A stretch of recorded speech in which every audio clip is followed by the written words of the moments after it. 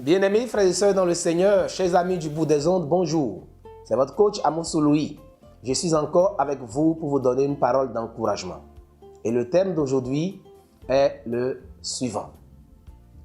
L'excellence ne rate pas sa cible. L'excellence ne rate pas sa cible. Chers frères et sœurs, chers amis, où que vous soyez, sachez qu'il y a de l'espérance si vous êtes excellent dans la vie. Beaucoup de personnes cherchent du travail. Beaucoup de personnes veulent un meilleur rendement, un meilleur salaire. Mais peu sont prêts à payer le prix de l'excellence dans le travail. Et dans le milieu chrétien, force est de constater que nous voyons des gens prier, jeûner. Seigneur, élève-moi. Seigneur, permets-moi de vendre mieux. Seigneur, je veux plus de clients. Je veux être premier de la classe. Je serai à la tête et non à la queue.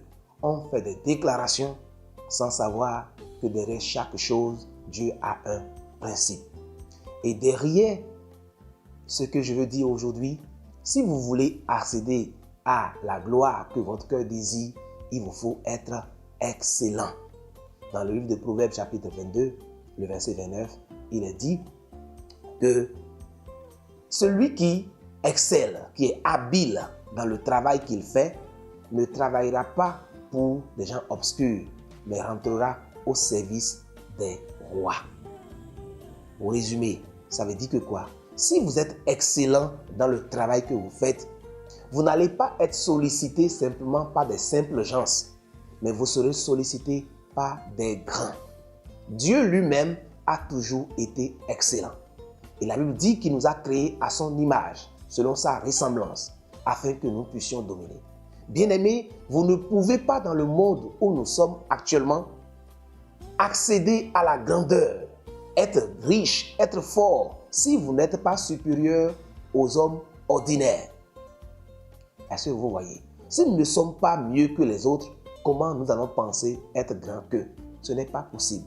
Cette invitation, cette capsule vise à nous encourager à aller plus loin, à faire mieux. Quelle que soit la fonction que nous exerçons, nous devons nous demander, est-ce que je suis meilleur? Est-ce que je fais très bien ce que je fais? Si vous êtes couturier, vous devez travailler à ce que votre travail soit irréprochable. Coiffeuse, enseignant, quel que soit ce que vous faites, si vous voulez être quelqu'un qui ne rate pas sa cible, vous devez être excellent. Le monde ne récompense pas les passables, les médiocres, les assez bien, les biens. Le monde récompense les excellents. J'en veux pour preuve les JO de 2024. Vous avez vu parmi les nombreux pays africains qui sont partis, combien ont été récompensés. Lorsqu'on veut récompenser les gens dans un domaine donné, on récompense les 3 premiers. Ces 3 premiers-là, on a les médailles d'or, les médailles de bronze et les médailles d'argent. Pour montrer que quoi, plus vous êtes bon, plus vous avez la chance d'être élevé. Et je voudrais donc nous encourager à exceller dans ce que nous faisons. Et pour exceller, que faire? Comment faire pour exceller dans ce que l'on fait? Il faut être sûr qu'on a été bien formé.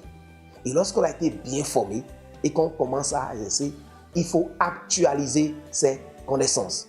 Il est démontré que chaque 18 mois, les connaissances deviennent caduques. Et un proverbe chinois dit, une connaissance à laquelle on n'ajoute pas d'autres connaissances diminue.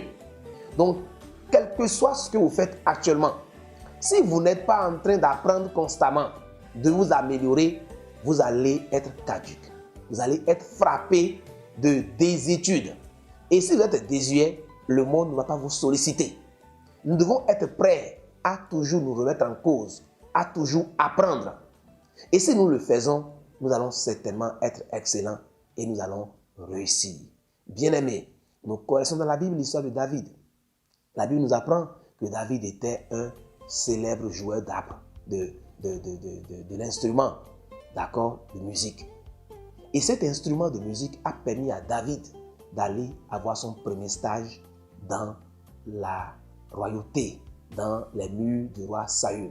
Bien que Saül n'aimait pas David, il était obligé de l'appeler pour qu'il puisse jouer la musique pour lui.